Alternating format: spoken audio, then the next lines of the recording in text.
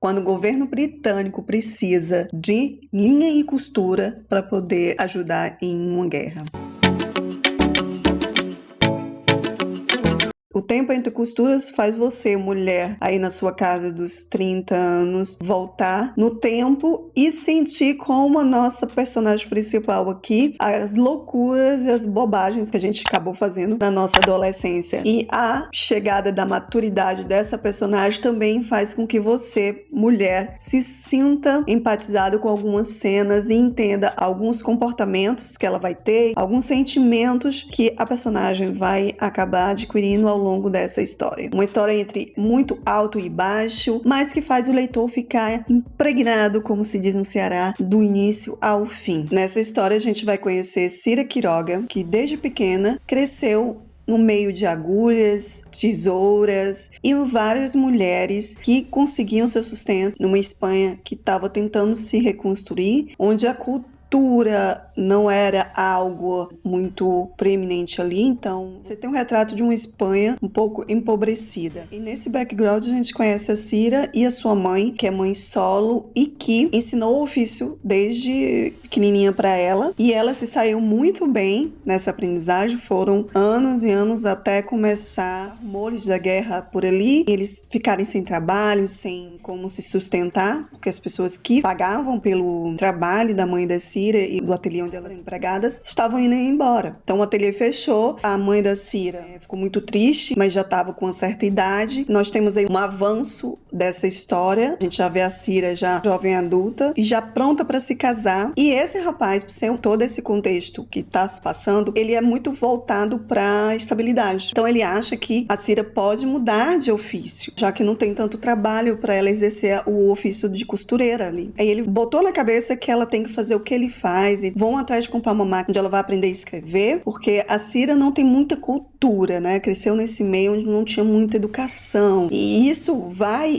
justificar muitas coisas mais na frente na leitura desse livro. Mas por conta de toda a aprendizagem que ela teve no ateliê, de aprender a observar as pessoas, de aprender tanto na costura, os detalhes, a roupa que se ajusta no corpo, toda essa aprendizagem experiencial também vão ser de muita valia mais na frente na leitura desse livro, e é muito interessante você, enquanto leitor, perceber como a sua bagagem funciona em alguns aspectos da tua vida, né? Em algumas situações que tanto a Cira vai se envolver e como você acaba se transportando e lembrando de situações de sua própria vida para entender. Então foi assim que eu resolvi aquela questão e eu não entendia como aquilo tinha surgido. Nesse meio do caminho, quando eles vão, enfim, comprar esta bendita desta máquina, no local temos um vendedor que não vale um centavo. E você vai com tanta raiva dele, mas tanta raiva, não só dele, mas tipo, Cira, minha amiga, nós vamos ser apresentados ao Ramiro, que é o gerente dessa loja. E assim que o Ramiro vê a Cira, ele já fica interessado, já dá asas, já mostra o tipo de caráter que ele tem, porque ele vê que ela é noiva do cara que tá lá. Mas mesmo assim,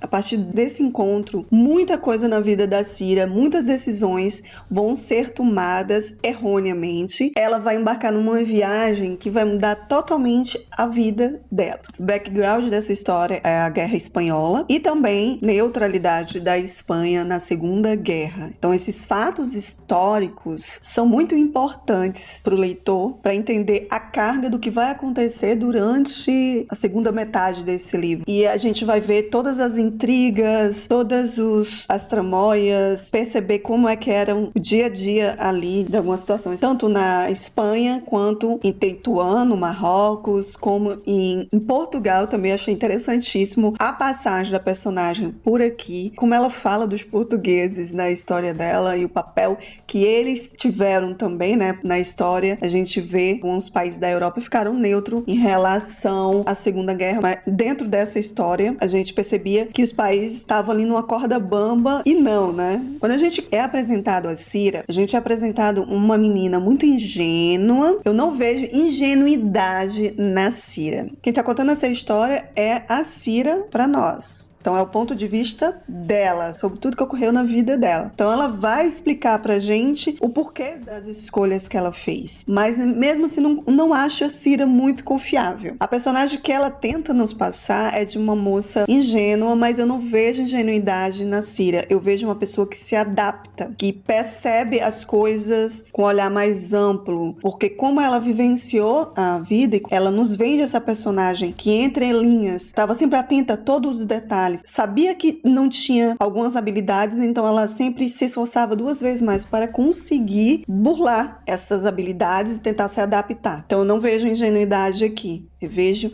muita vontade de fazer as coisas, de viver a vida. Mas sempre, ao mesmo tempo que eu sinto essa vontade nela, eu vejo ela se retraindo em outras situações e se adaptando. Por que eu digo isso? Porque quando você passa por momentos em que você sabe que precisa escolher alguma coisa em detrimento da outra, geralmente na infância, você sabe que você tem que batalhar muito para ter aquele brigadeiro, se a gente for pensar numa analogia, você acaba se tornando uma pessoa muito seletiva nas escolhas. Eu sei que é bem cru o que eu vou falar. Se você estiver adestrando um animalzinho, as pessoas crescem sabendo o que podem e o que não podem à medida da dor que elas sofrem na vida. Não sei se eu tô me fazendo entender aqui. Então a gente entende que, levando para essa personagem, ela foi uma personagem que não tinha tantas coisas, que ela precisava escolher uma coisa ou outra. Ela passou por muita necessidade. Quando você vem de um background assim, você tem uma ótica diferente da vida. É por isso que ela não vai ser enganada. Eu não vejo a Cira sendo essa personagem enganável. Eu sinto que ela se engana nessa situação. Cresceu em falta, quando ela tem e muito, ela não dá tanto valor. E como ela sempre foi cuidada, sempre teve no primeiro momento a mãe, teve as pessoas que trabalhavam, então ela sempre tinha uma pessoa que ela usava como muleta. A partir do momento, uma situação desse livro em que ela vai ficar totalmente sozinha e que ela vai ficar no fundo do poço, mais uma vez ela vai ter outras pessoas que a ajudam, mas de uma certa forma ela tá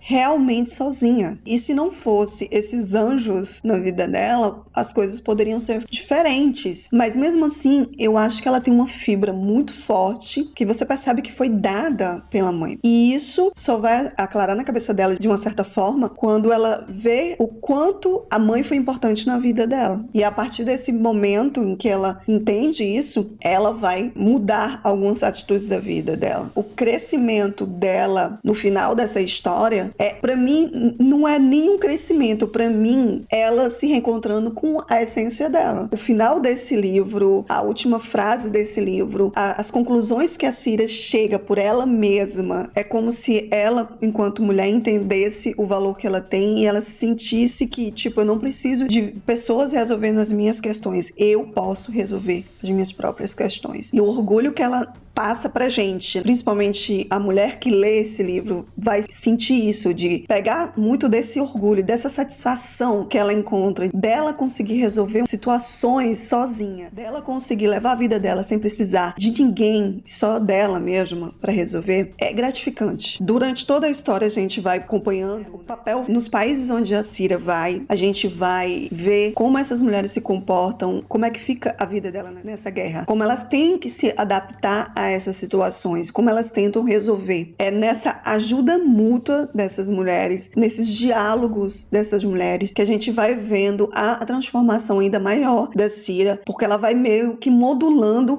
essas personagens, ela mesma ela não acreditando ainda nela, ela vai usando, pegando da memória para poder resolver situações, modelando. Tá na sinopse do livro o que ela vai se tornar nessa história, uma espiã, mas tudo isso você vai ter que descobrir na leitura desse livro, porque eu não dou spoilers aqui, pelo menos eu tento. É interessante a gente perceber a mudança de clima, de cenário que a autora traz para essa história na escrita. Quando a gente tá num país, a gente sente o cheiro do país, a roupa, a forma de falar, os ambientes. Para mim foram muito bem escritos. Ela consegue conseguiu aí nos ambientar, e principalmente que tem uma parte da história que se passa aqui em Portugal, então ela consegue realmente transportar você para o cenário português. Se você tá no Marrocos, ela consegue fazer com que você se sinta no Marrocos. Todas essas situações que a Cira vai vivenciar, além da vivência dela da infância, que vão ser muito importantes, e nós, leitores, com ela, vai mudando ela à medida que as páginas vão passando desse livro. O requinte, quando ela decide voltar a costurar, porque é a única coisa que ela sabe fazer, tudo que ela não consegue entender, ela vai olhando com aquela perspicácia, com aquela malícia, e vai costurando e vai tendo ideias, e aí é o momento em que ela puxa da experiência dela mais novinha, do que a mãe fazia, ela tenta lembrar, ela tenta modular, e vai trazendo essa bagagem inspiracional que vai ajudando ela a resolver questões no momento presente da vida dela, e mostrando pra gente todo o requinte daquela época, as coisas que ela precisava, e a vontade que você sai de costurar é imensurável depois que você lê esse livro. Coisas que eu não gostei nessa história: o excesso de ação e o tempo morno. Então a gente tem um excesso muito grande de ação, de um plot muito bom, e aí depois fica aquela calmaria. E são muitas páginas de calmaria.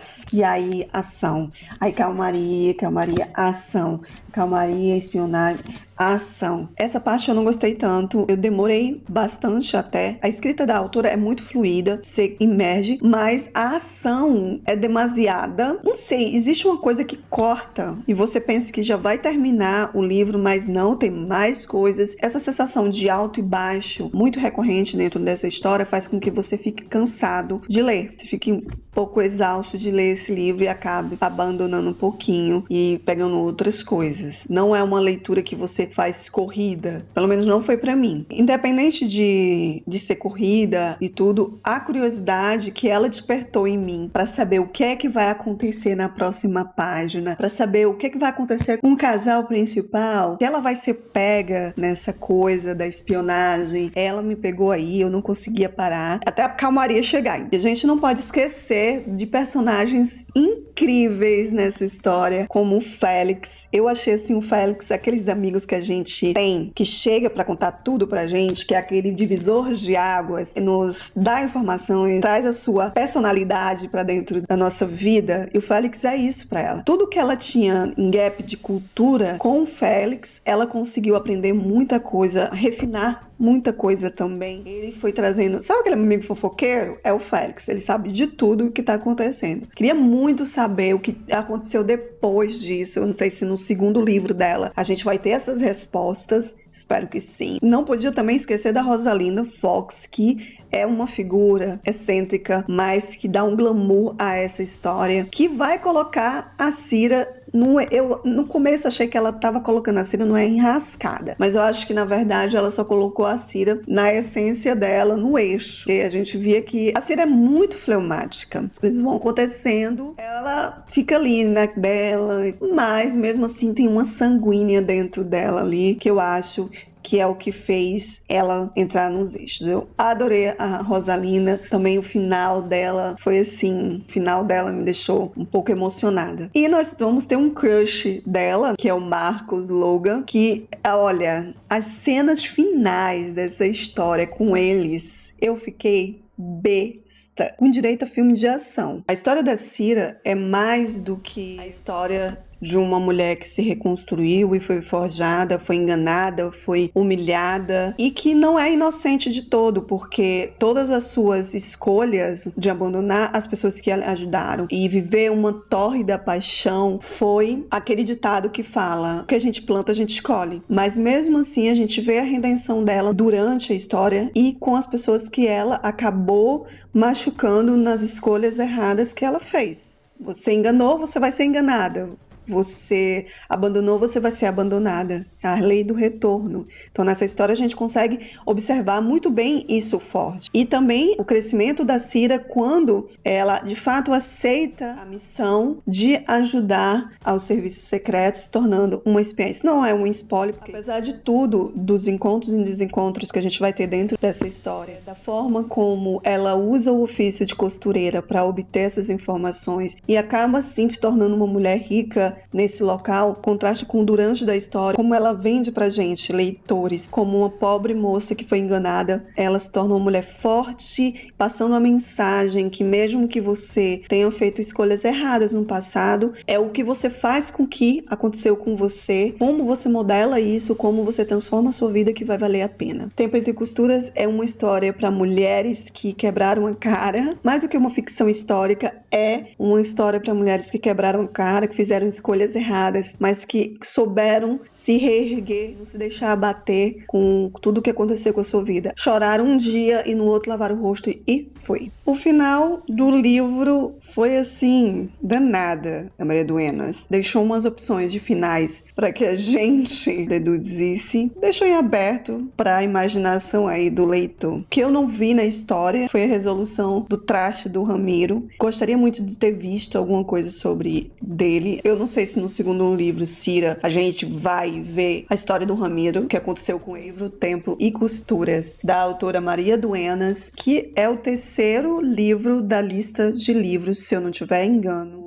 Projeto Revivendo Vintage, onde eu estou lendo romances históricos e ficção histórica, e o escolhido do mês foi O Tempo Entre Costuras. Eu li esse livro com as meninas do grupo do Telegram Revivendo Vintage, foi muito engraçado, a gente fez sprints literários aqui, cada um no seu tempinho, suas raivas com essa personagem, pelas escolhas que ela acabou fazendo, mas também o grande crescimento dela durante toda essa história. A escrita da Maria Duenas é excelente, é a minha primeira experiência com a autora, todo mundo fala sobre esse livro, tem série desse livro na Netflix, ou tinha, não sei, não cheguei a assistir ainda, tem sido uma descoberta muito agradável com essas personagens, na grande maioria dessas histórias femininas até então, e como mulher, pra mim, ver essas personagens, os desafios, as tormentas, né, os dramas dessas personagens e como elas se adaptavam ou reagiam a isso nesses anos de muita turbulência no mundo, de uma grande aprendizagem. Óbvio que eu estou olhando com essa ótica para essa leitura. Eu não sei de que forma você vai fazer ela, mas eu indico imensamente O Tempo Entre Costuras. É uma leitura que eu dei aí 4 estrelas, se eu não me engano, para ela. Só não dei 5 estrelas por conta do que eu falei pra vocês, né, de ser altos e baixos e deixar a gente um pouco ansioso. Espero que você tenha gostado desse vídeo. Se você gostou, não esqueça de deixar aqui o teu comentário se você já leu esse livro ou pretende ler. Se você é novo por aqui, não esqueça, se inscreva aqui no canal, que tem vídeos e sprints de leitura toda semana. Eu vou deixar aqui um vídeo que eu tenho certeza que você vai gostar. Clica aqui, vamos terminar essa conversa aqui. Não sai agora não, clica aqui.